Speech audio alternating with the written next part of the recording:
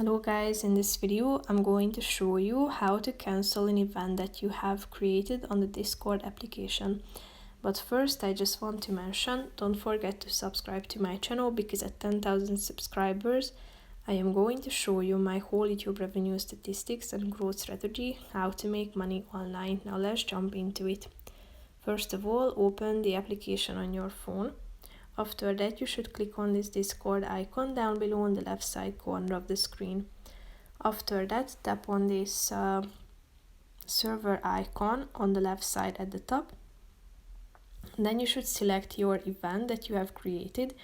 It's below the setup progress icon.